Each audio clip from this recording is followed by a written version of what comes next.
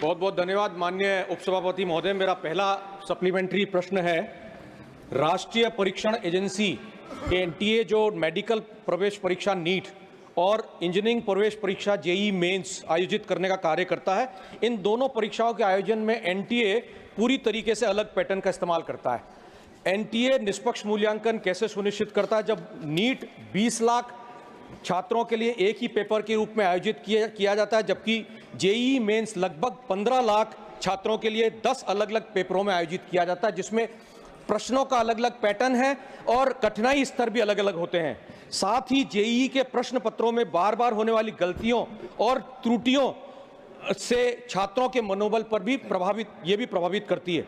NTA पिछले कुछ वर्षों से सर, मैं प्रश्न पे ही आ रहा हूं सर, भूमिका बनाए बिना सर प्रश्न बैठेगा नहीं। लंबा भूमिका लेंगे आप तो फिर सर बात तो रखनी पड़ेगी, इतना बड़ा इशू पूरे देश में चल रहा है सर, बाकी लोगों को भी मिले। सर नीट एक प्रतिस्पर्धी परीक्षा है और इसमें परिणाम बार बार संशोधित किए जाते हैं। प्रतिस्पर्धी परीक्षाओं के अंदर बोनस अंकों का प्रावधान कैसे है, यह संगठन के घोटाले को स्पष्ट करता है। धन्यवाद। भविष्य में ऐसी भविष्य में ऐसी समस्याओं और अनियमितताओं को दोबारा होने से रोकने के लिए एनटीए ने क्या कदम उठाए हैं और सरकार द्वारा एनटीए को क्या दिशा निर्देश दिए गए हैं? धन्यवाद सर। सेकंड सप्लीमेंट्री माननीय नीरज जी, ब्रीफली। मैं तो बहुत ऐसे ज्वलंत मुद्दे को उठा रहा हूं जिसपे पूरे देश के छात्रों का भविष्य निर्भर कर रहा है। सवाल पूछ रहे हैं, लेकिन उसकी जिम्मेदारी कौन लेगा, ये सबसे बड़ी बात है। सवाल पूछिए। मेरा दूसरा सप्लीमेंट्री प्रश्न है, क्या सरकार मानती है कि जिस परीक्षा केंद्र से पेपर लीक हुआ उसकी पूरी प्रशासनिक जिम्मेदारी वहां के परीक्षा प्रभारी और अन्य संबंधित अधिकारियों की थी? यदि हां, तो क्या अब तक कितने अधिकारियों के खिलाफ निलंबन या कानूनी कार्रवाई की गई है और क्या सरकार भविष्य में ऐसी घटनाओं को रोकने के लिए परीक्षा केंद्रों की निगरानी को और अधिक कठोर बनाने पर विचार कर रही है? धन्यवाद। माननीय डॉक्टर नामदेव कृष्ण जी।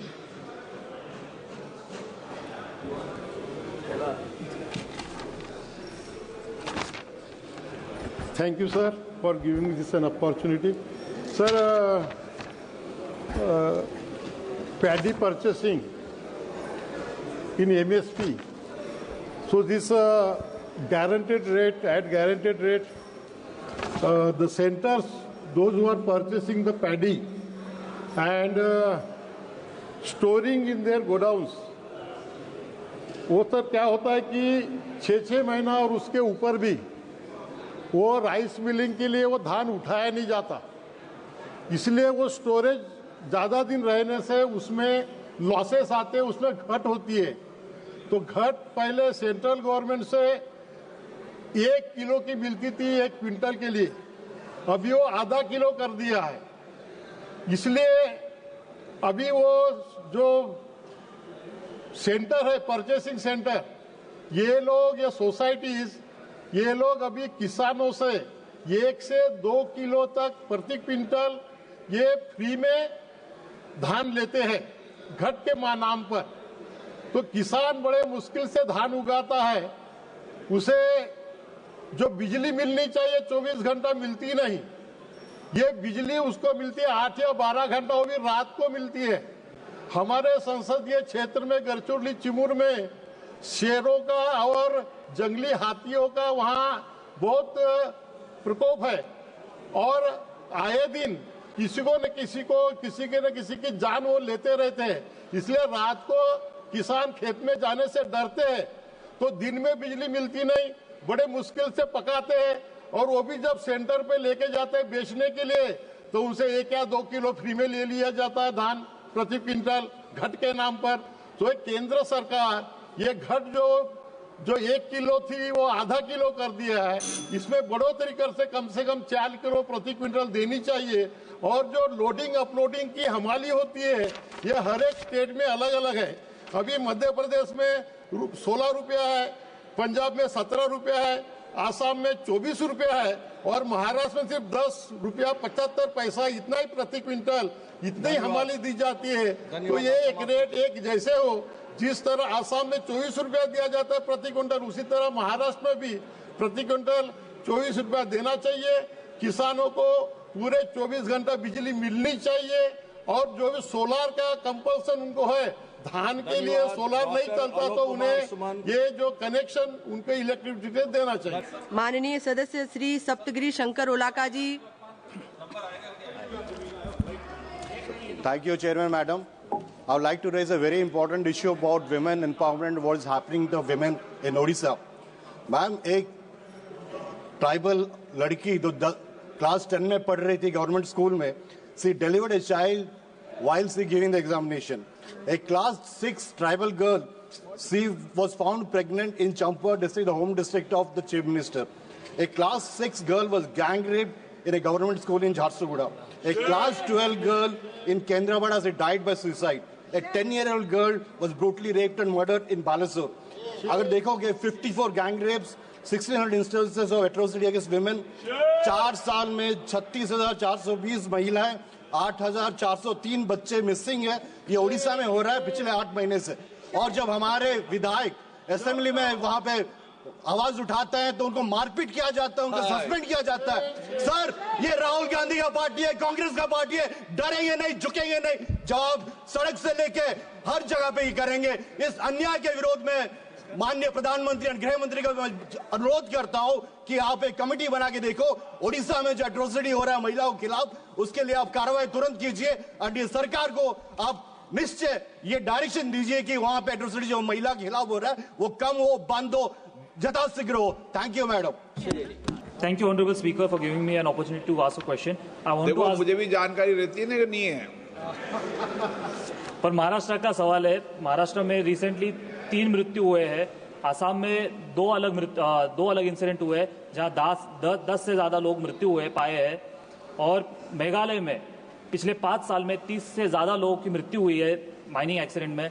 तो मैं कंसर्न मिनिस्टर से पूछना चाहता हूं कि the rat hole mining it's considered as illegal mining. What steps have you taken regarding that? Thank you.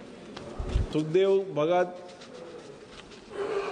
महोदय, मैं माननीय मंत्री जी से जानना चाहता हूं, विशेषकर झारखंड के धनबाद झरिया में अंडरग्राउंड फायर, पूरे गांव की गांव खाली करना पड़ रहा है, पूरा आग लगी हुई है। इसको रोकने के लिए सरकार क्या कदम उठा रहा है? अध्यक्ष महोदय, मैं ये आपके माध्यम से जानना चाहता हूं। Karti Chidambaram. I would like to know how many Atal Tinkering Labs are functioning in the country, actually functioning, and what is the equipment which is provided in each of these labs. The minister must list out the equipment which is provided for each of these labs, sir. Thank you very much. Shri Sher Singh Dhuvaya. Madam, आपने मेरे को एक बहुत important issue पे बोलने का मौका दिया। मैम, मेरा पंजाब में 3 रीजन पड़ते हैं, माझा, दुआबा, मालवा, और एक जानलेवा बीमारी जो कि पूरे देश को जकड़ चुकी है, लेकिन पंजाब में सबसे ज़्यादा जो मालवा क्षेत्र है, कैंसर के पीड़ित हजारों की गिनती में है। वहाँ के दिन ब दिन बहुत गिनती बढ़ती जा रही है। और हमारे फिरोजपुर से एक ट्रेन जयपुर को चलती है, बीकानेर चलती है, उसका नाम ही कैंसर ट्रेन पड़ गया है। तो मैडम, इसके बारे में सरकार से बड़ी बार हमने अनुरोध किया, लेकिन अभी तक कोई बात नहीं है। उधर जो अस्पताल है फिरोजपुर में एक पीजीआई बनने जा रहा है, लेकिन फंडिंग नहीं हुई है। फाइलका में एक कैंसर छोटा अस्पताल बनने जा रहा है, उसकी फंडिंग 50 करोड़ रुपया सिर्फ हुई है और कुछ नहीं है। मैं सरकार से मांग करता हूं कि कैंसर पीड़ित लोगों को जो प्रधानमंत्री रिलीफ फंड के पैसे दिए जाते हैं वो दिए नहीं जा रहे हैं। बड़ी जो फाइलें पड़ी हैं उनको जल्दी से जल्दी वो पैसे भी दिए जाएं और कैंसर के अस्पताल पंजाब में बनाकर कैंसर के रोगियों का दान किया जाए। Thank you. धन्यवाद मैडम। आपके माध्यम से और इस सदन के माध्यम से केंद्र सरकार का ध्यान अपने संसदीय क्षेत्र कटिहार की ओर आकर्षित करना चाहता हूं। हमारा संसदीय क्षेत्र कटिहार कभी जूट नगरी के रूप में विख्यात था, जहां आरबीएचएम जूट मिल का संचालन हजारों श्रमिकों के लिए आजीविका का स्रोत था। ये मिल 53.39 एकड़ भूमि पर स्थापित थी। लेकिन दुर्भाग्य से 2016 में ये बंद कर दी गई। ये जानकारी प्राप्त हुई है सूत्रों से कि जूट मिल के संबंधित चल संपत्तियों का निष्पादन कर दिया गया है तथा अब जो अचल संपत्ति के निपटान के हेतु आवश्यक कदम उठाए जा रहे हैं। मैं प्रधानमंत्री जी का ध्यान इस ओर आकर्षित करना चाहता हूं, क्योंकि जैसा मैंने कहा कि इस क्षेत्र में जूट की खेती बड़े पैमाने पर होती है, किसानों का इसी पर निर्भर है और उनकी जीविका इसी पर निर्भर है। ये और खास सिर्फ कटिहार में नहीं, कटिहार के बगल के भी जो जिले हैं जैसे अररिया है, किशनगंज है, पूर्णिया है, इन जिलों में भी जूट की अच्छी खेती होती है। स्थानीय जूट मिलों को बंद होने के कारण किसान आपके माध्यम से मैं बताना चाहूंगा मैडम एक विषय पे कि किस तरीके से किसानों को परेशान किया जाता है अलग अलग तरीकों से। मेरा संसदीय क्षेत्र में कोल बेल्ट है। कैमरा भी चालू नहीं हुआ मैडम हमारा। किस तरीके से किसानों को परेशान किया जाता है मैडम, वो आपके माध्यम से मैं मंत्री महोदय को बताना चाहूंगा कि WCL में किसानों की जमीन अधिग्रहण की जाती है और सिंचित और असिंचित के विषय पर उस जमीन को ट्रिब्यूनल में डाल दिया जाता है और किसान 10-10 साल 20-20 साल उस ट्रिब्यूनल के चक्कर मारते रहता है मैडम। WCL नौकरी के लालच में किसानों की जमीन अधिग्रहित करता है और उसके बाद में नौकरी आवंटित भी कर देता है, लेकिन जिलाधिकारी महोदय उसको प्रमाणित करने के बाद भी सिंचित असिंचित का विषय लेकर वो ट्रिब्यूनल में डाल देता है केस को और किसानों को किसी न किसी तरीके से परेशान करके 10-10 साल तक के उसको नौकरी के लिए घूमते रहना पड़ता है। इसलिए आपके माध्यम से मैं निवेदन करना चाहता हूं कि CIL ने इस विषय पे।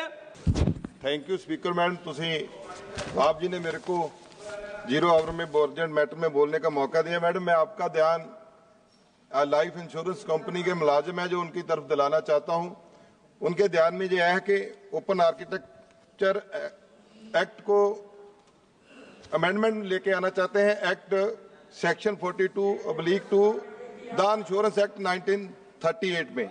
इससे क्या होगा कि जो प्राइवेट LIC कंपनी है वो उनको ये अधिकार हो जाएगा, वो किसी भी एजेंट के साथ काम कर सकते हैं। लेकिन मैडम उससे जो LIC है जिसका 14 लाख के करीब एजेंट है और वो उनका बहुत अच्छा रिश्ता है और उनकी मेहनत की वजह से 5 करोड़ की कंपनी 1956 में थी, आज वो 52 लाख करोड़ की कंपनी बन गई है। तो मैडम यदि ये बिल लेके अमेंडमेंट लाएंगे, इसके साथ उनका भविष्य खतरे में है, कंपनी भी लॉस में जाएगी। और मैडम मैं कहना चाहता हूँ जो एक मेडिक्लेम इंश्योरेंस है वो जो लोग लेते हैं उसके ऊपर 18% GST है और सीनियर सिटीजन को इसका बहुत बड़ा नुकसान है। मैडम जो अब हम सहूलत तो मेडिकल की है नहीं, हॉस्पिटल है नहीं, अब जरूरत बन गई है इंश्योरेंस बाय करने की और वो इंश्योरेंस जब बाय करते हैं 18% जो सीनियर सिटीजन है वो लोगों को कैसे देंगे? सरकार को इसको माफ करना चाहिए और LIC का जो अमेंडमेंट है उसको लेके नहीं आना चाहिए। सुश्री वर्षा गायकवाड़। सम्मानीय अध्यक्ष महोदय, मैं इस सदन के माध्यम से फुटवेयर और लेदर उद्योगों के से जुड़े हुए लाखों व्यापारी, कारागिर और श्रमिकों की बात यहाँ पे सम्मानीय अध्यक्ष महोदय रखना चाहती हूँ। आज उनकी आजीविका पे सबसे बड़ा GST का एक बहुत बड़ा बोझ आ गया है। छोटे छोटे व्यापारी, मध्यम वर्ग के व्यापारी जो लेदर और फुटवेयर में काम करते हैं, सम्मानीय अध्यक्ष महोदय मैं बताना चाहती हूँ जो GST जो पहले 500 रुपए के कारागिर जो जूते बनाता था उस पर 5% थी, वो बढ़ा के अभी 12% की गई है। जो लेदर के गारमेंट बनाते हैं उसके ऊपर 18% जो है वो GST लगाने का काम सम्मानीय अध्यक्ष महोदय हुआ है। सर मेरी विनती यह है कि ये छोटे छोटे कारागिर जो है अपनी उपजीविका के लिए ये बनाने का काम करते हैं, बड़े बड़े व्यापारियों के साथ जो है इनकी कंपटीशन भी नहीं हो सकती।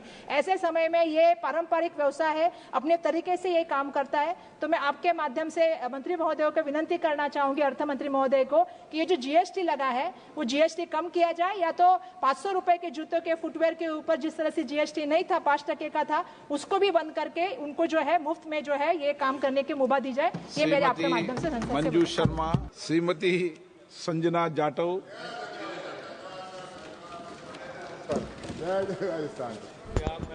धन्यवाद अध्यक्ष महोदय। मेरे संसदीय क्षेत्र भरतपुर जो राजस्थान का प्रमुख शहर है और सन 13 से राष्ट्रीय राजधानी क्षेत्र एनसीआर का हिस्सा है।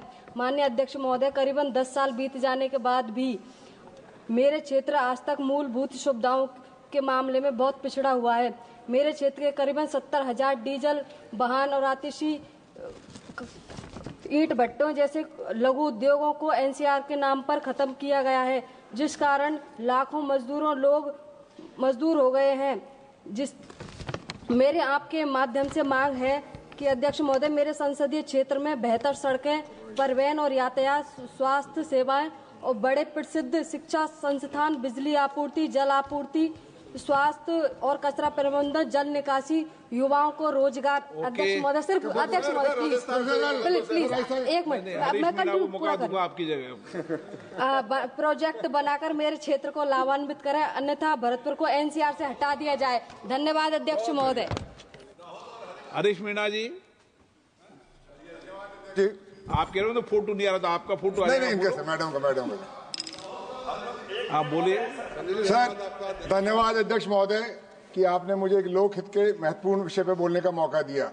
महोदय, जैसा आपको विदित है, केंद्र सरकार द्वारा संचालित केंद्रीय विद्यालय, जवाहर नवोदय विद्यालय, इनमें शिक्षा उच्च स्तर की है, गुणवत्ता है। मैं सरकार से आग्रह करता हूं, क्योंकि ज्यादातर ये स्कूल है जिला मुख्यालय पे, मैं सरकार से आग्रह करता हूं नीतियों में परिवर्तन करके तहसील स्तर पर केंद्रीय विद्यालय खोली जाए, ताकि हमारे ग्रामीण क्षेत्र के गरीब लड़कों को अच्छी शिक्षा का लाभ मिले। बहुत बहुत आभार सर, धन्यवाद। श्री उज्जवल रमन जी। जलवायु परिवर्तन के दुष्प्रभाव की उत्पन्न स्थिति के संबंध में कहना चाहता हूं।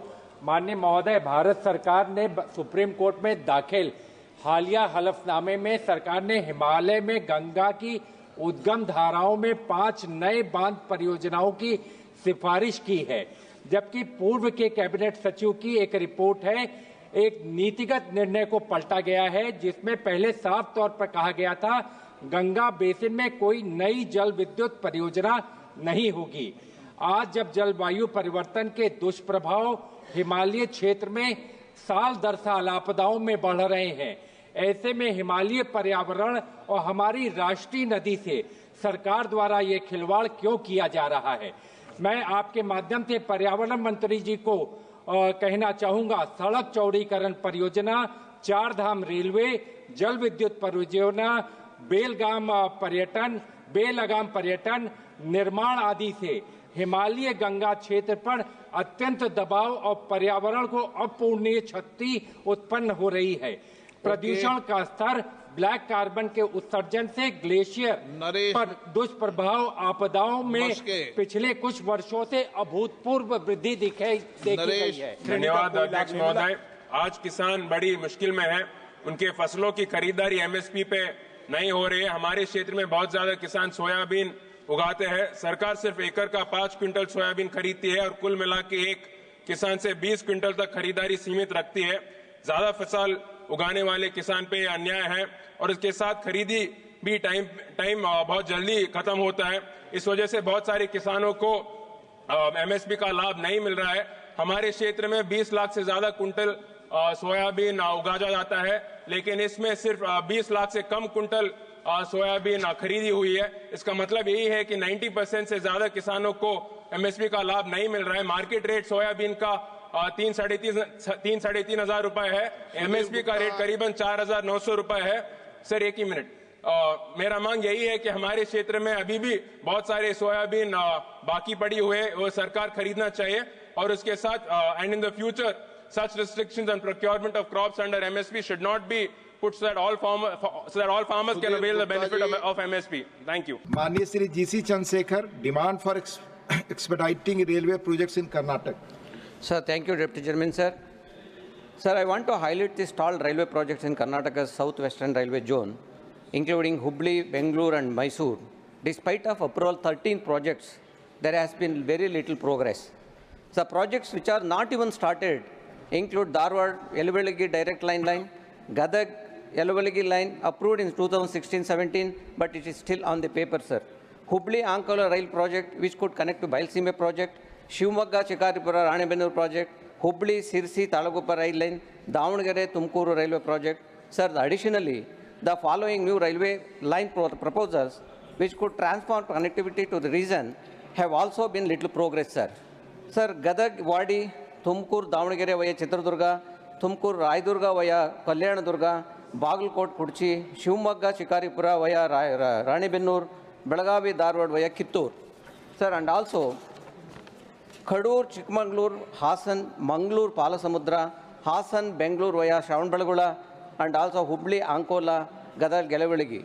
Sir, and also the Mangalore railway zone divided among Palghat, Konkan and Southwestern railways. Although 75% of revenue for the Palghat division come from Mangalore, the city does not have received adequate railway infrastructure and facilities in turn, sir. This imbalance must be rectified.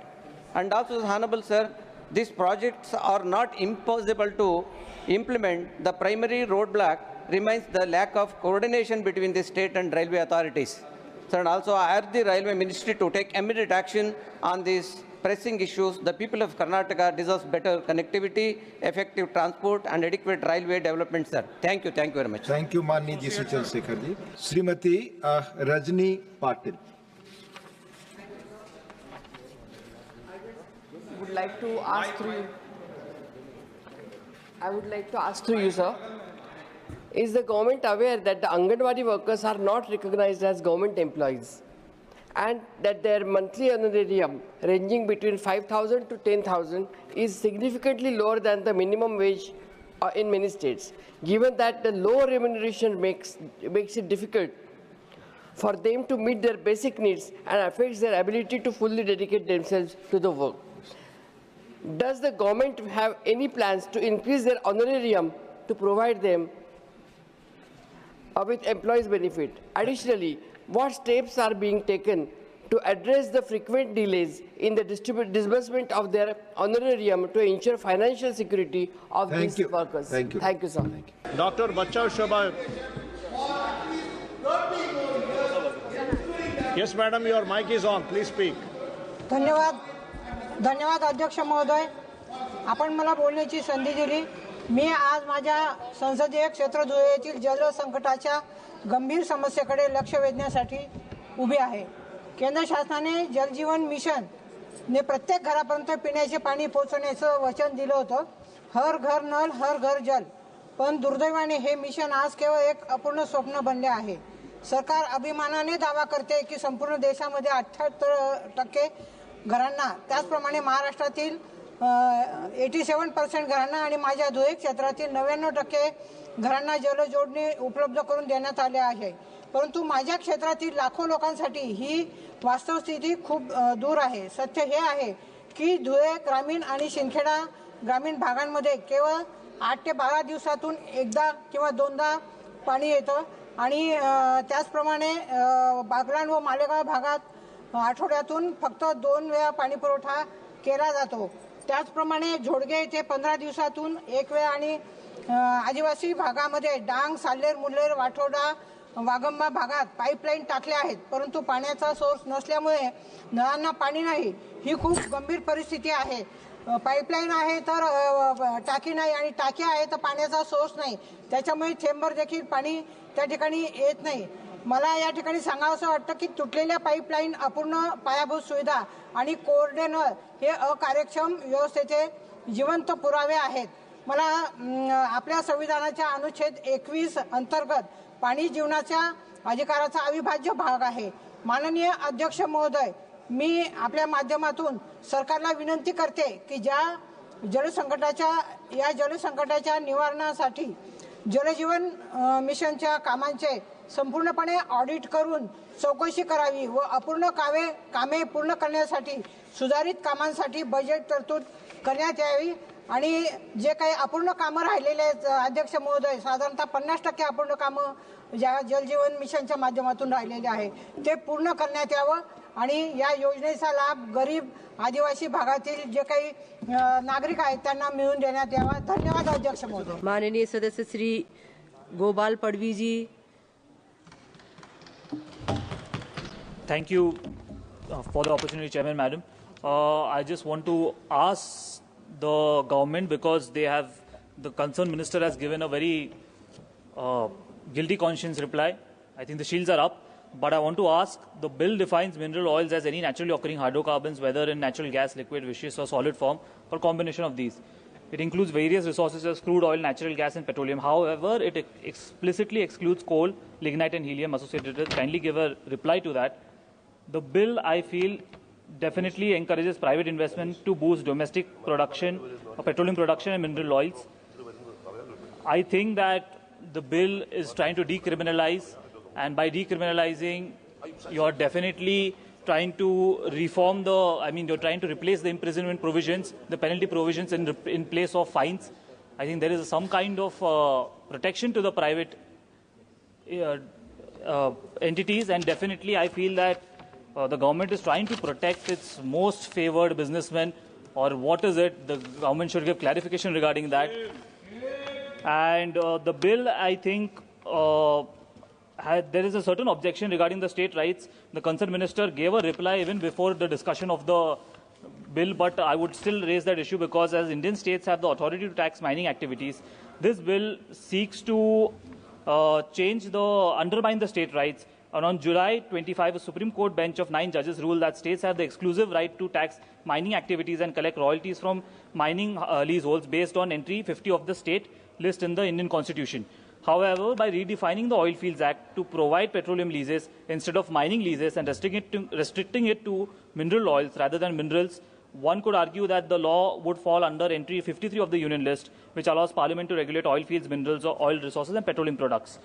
The potential environmental impact of privatizing the industry definitely can be raised in this issue because public companies like Oil and Natural Gas Corporation and Indian Oil Corporation should be prioritized instead. The bill grants private players more discretion in their operations by removing criminal penalties and altering contracts. Day before yesterday itself, Indian Oil Corporation shares stock fell by 2.52%, and that itself says that there is some kind of unrest in the public companies, and the minister should give a clarification regarding that. I sense that there is a rapid shift. This kind of rapid shift would definitely undermine the PU's public sector undertakings role. And I want to give an example. I just want to cite an example. During the Deepwater Horizon oil spill of 2010, where the whole same process was centralized, and the local governments, especially in Louisiana, felt that they were sidelined during the crisis. This is what the government also should study into. I feel that. I want to give a certain example regarding Mumbai offshore and Rajasthan basins. There were recommendations by the Niti Aayog in 2018 proposal and the Oil Ministry's 2021 proposal for a stake sale in aging fields like the Mumbai High Basin and Bassein oil fields that had been shelved. Why hasn't the government prioritized modernization, technological upgrades for these fields? The Union government's decision to open 27,154 square kilometers of the Vadge Bank of Kanyakumari for oil exploration under 2016 hydrocarbon exploration and licensing policy threaten India's one of the most biodiverse marine regions. Why is the government prioritizing fossil fuel profits over the lives of thousands of fisherfolk and the environment? Just 30 seconds. I do not want to speak anything else, but just I want to ask this question, that few suggestions regarding this bill. To strengthen this bill, the government can actually provide a detailed framework for carbon footprint tracking and mandatory carbon offset programs to mitigate climate change. India is the third largest oil importer, and we have to try to increase the domestic production. That is, I would request the government. Thank you. माननीय सांसद श्री कार्ति चिदम्बरम जी. The default position of insurance companies when farmers go and claim crop insurance is to delay and to deny. So that must change, madam. The way in which crop insurance is calculated, even a nuclear scientist will not be able to understand it. They take a satellite image of the block, then they take these 5 to 7 year average of the crops there, and they use an algorithm to decide whether a farmer is entitled to compensation or not. The district collector does not understand the formula, and the companies use this as an excuse to deny compensation. The number of farmers seeking compensation is going up every year, but the amount paid to them is going down every year. A humanistic approach must be taken, and not based on algorithms, satellite images and averages of 7 years, which does not take ground reality. So the Agriculture Ministry and the Finance Ministry must intervene and make sure our needy farmers the compensation is given in timely manner instead of delaying it and denying it to them. Thank you very much, madam. माननीय सांसद Shri Anto Antony ji. Thank you, Chairperson. I rise today to bring to your attention the grave concerns of rubber farmers who are yet to receive the subsidies announced by the Rubber Board of India. Before the last Lok Sabha elections, a subsidy of 4,000 per hectare for rubber, rain cover and spraying was promised. However, despite thousands of farmers applied before the December 31st, 2023 deadline, their applications remain unprocessed. The concerned ministry has not issued any notification for fund release, leaving farmers in distress. Similarly, the announced increase in subsidy for rubber replanting remains unfulfilled. Farmers who planted saplings last year and applied for subsidies have not seen an inspection from the concerned officials, nor they received the payments. Moreover, 5.5 crore in arrears 2022-23 remains unpaid, and the 40 crore promised for 23-24 has been no follow-up action. Adding to their financial struggles, rubber farmers have long demanded the implementation of a minimum support price for rubber, ensuring stable income and protection against fluctuating market prices. Furthermore, the rubber plantation subsidy in Kerala must be increased. Presently, the government is giving 40,000 per hectare in Kerala. At the same time, Northeast it is 1.5 lakhs, which contributes to 75% of the country's natural rubber is from Kerala, must not be left behind in government support.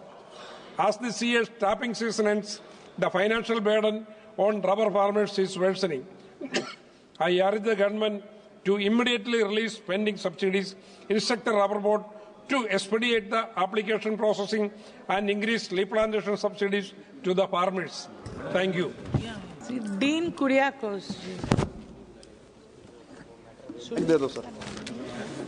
Thank you, madam. Madam, the major issue about Kerala today and tomorrow is human-animal conflict. Can we imagine within a period of 10 years, in Kerala alone, more than 1,250 people have been killed by due to human-animal conflicts.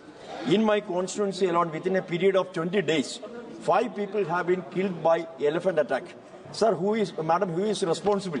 If we are asking question here, they will reply, state government is responsible for the life and protection of each people. But the state government will reply, central government has to amend the law, the Wildlife Protection Act 1972. Yes, we have to amend the 1972 Wildlife Protection Act. Sir, we have to get the permission to kill the animal, whatever is coming out from forest and attacking the human life and farmlands. Sir, in the foreign countries like US, China, Russia, Canada, Australia, New Zealand, South Africa, Tanzania, Mozambique, and Namibia, hunting is legal, sir.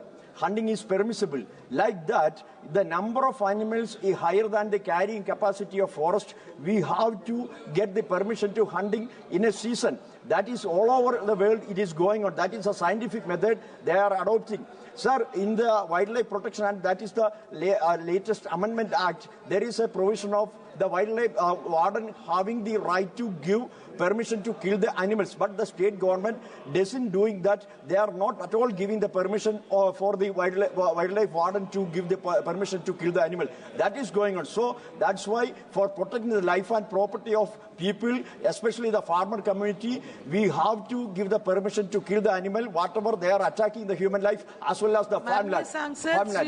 माननीय सांसद captain Viriato Fernandes. Thank you, Madam Speaker.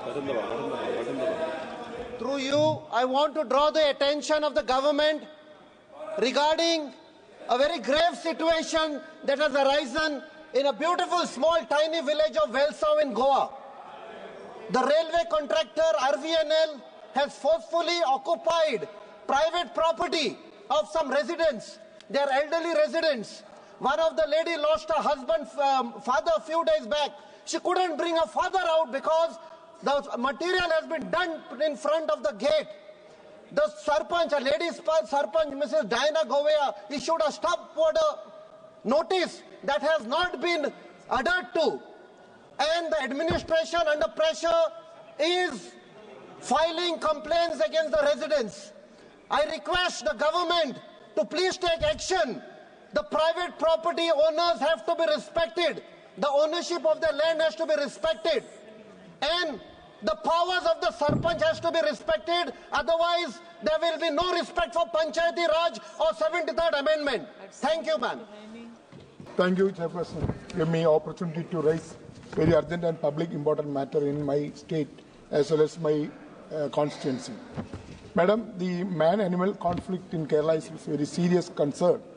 The alarming rise in man-animal conflict in Kerala, which has resulted in numerous human casualties, widespread crop destruction, and severe economic losses for farmers. The failure of existing mitigation measures and the lack of adequate support from the central government have worsened the crisis, leaving people of the nearing forest border in Kerala.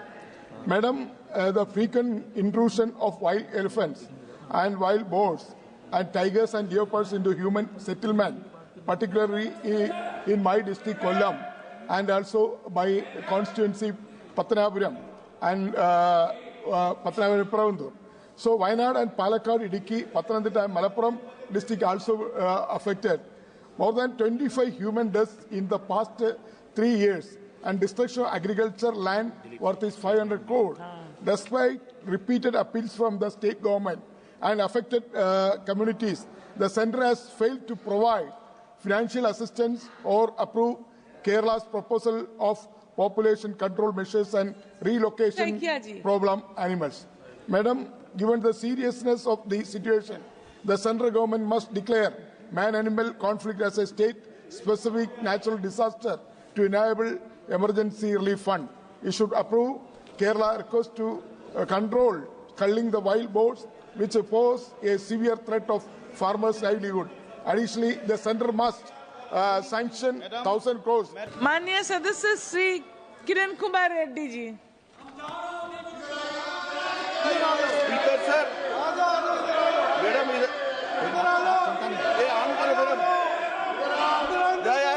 can you? Thank you, madam, for giving me this opportunity. Madam, in Telangana, recently we have started integrated schools. These integrated schools we have starting in every constituency, that is 119. We have given a new GO 56. Our Chief Minister Shri Revanth Reddy ji has given GO number 56 regarding integrated school.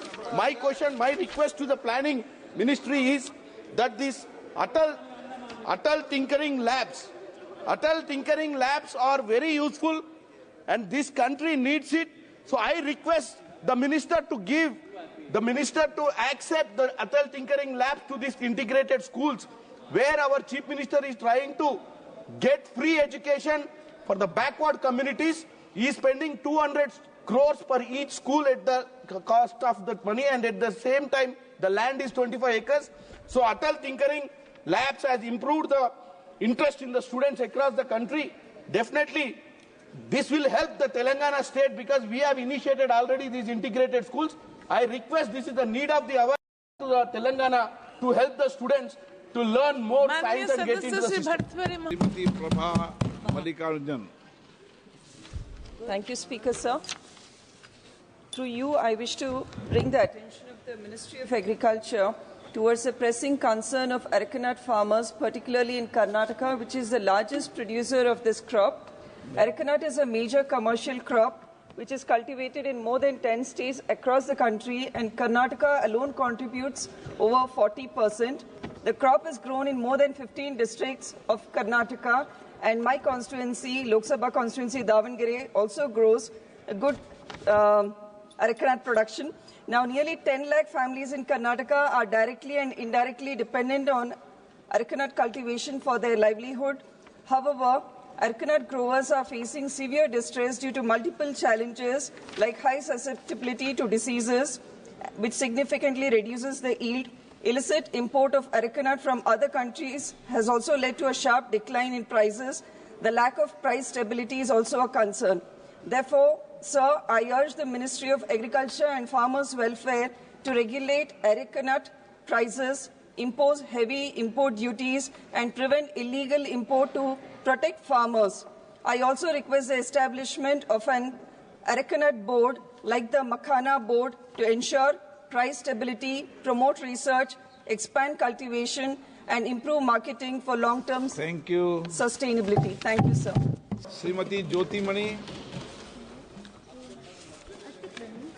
Sir, Mike. Mike चालू है, आप बोलना शुरू करो। Thank you, Speaker, sir. एक तो ये बात मैं समझा दूं, माइक का कंट्रोल मेरे पास नहीं है। कहाँ होता है सर? Sir, Mike is ये not सर, on. किसके पास है सर? माइक का कंट्रोल रिमोट जो ऊपर से है, सिस्टम है। आपसे ऊपर कौन है sir? Thank you, Speaker, sir, for the opportunity. Mahatma Gandhi ஊரக வேலைவாய்ப்பு உறுதியளிப்பு திட்டம் 100 நாள் வேலைவாய்ப்பு திட்டம் நாடு முழுவதும் மிகப்பெரிய நெருக்கடியை எதிர்நோக்கி வருகிறது. தொடர்ந்து 100 நாள் வேலைவாய்ப்பிற்கான நிதி ஒதுக்கீடு ஒன்றிய அரசால் கடுமையாக குறைக்கப்பட்டு வருகிறது. 2,70,000 கோடி ரூபாய் நிதி ஒதுக்கீடு தேவை என்றால் வெறும் 86,000 கோடி ரூபாய் மட்டுமே நிதி ஒதுக்கீடு செய்யப்படுகிறது. இதனால் 50 நாட்களுக்கும் குறைவாகவே வேலைவாய்ப்பு கொடுக்கப்படுகிறது. இத்திட்டத்தில் பணியாற்றுபவர்களுக்கு 15 நாட்களுக்கு ஒரு முறை ஊதியம் வழங்கப்பட வேண்டும் என்பது கட்டாயம். இப்பொழுது 4 முதல் 5 மாதங்கள் வரை ஊதியம் நிலுவையில் உள்ளது. நாடு முழுவதும் 12,219 கோடி ஊதியமாகவும் 11,227 கோடி கட்டுமான பணிகளுக்கும் மொத்தம் 23,446 கோடி ரூபாய் நிலுவையில் உள்ளது. தமிழ்நாட்டிற்கு மட்டும் 1,652 கோடி ஊதியமாகவும் 1,056 கோடி ரூபாய் மெட்டீரியல் காம்பனன்ட் மொத்தம் 2,708 கோடி ரூபாய் நிலுவையில் உள்ளது. ஜனவரி மாதம் இது குறித்து தமிழ்நாட்டின் மாண்புமிகு முதலமைச்சர் அவர்கள் ஒன்றிய அரசாங்கத்திற்கு கடிதம் எழுதியுள்ளார்கள். ஆனாலும் நிதி விடுவிக்கப்படவில்லை. இதனால் ஏழை எளிய கிராமப்புற மக்கள் கடுமையாக பாதிக்கப்பட்டுள்ளனர். எனது நாடாளுமன்ற தொகுதியில் பெண்கள், மாற்றுத்திறனாளிகள், முதியவர்கள் நிலைமை மிகவும் வேதனையாக உள்ளது.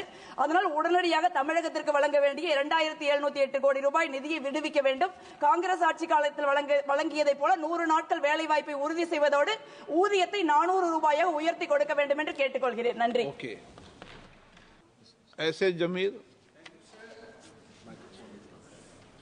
I want to raise the forgotten volunteers. That is a village card which was conquered by the External Ministry in 1957. And presently, they are to guide the invaders and the intruders. Now they are covering up 120 villages in the border Myanmar, Indo-Myanmar village, which is covering 6 districts, Mon, Tuinsang, Milurit, Kifri, Nolak, and Longlen. Now, sir, they are neglected by the state government as well as by the Ministry of the Home Affairs.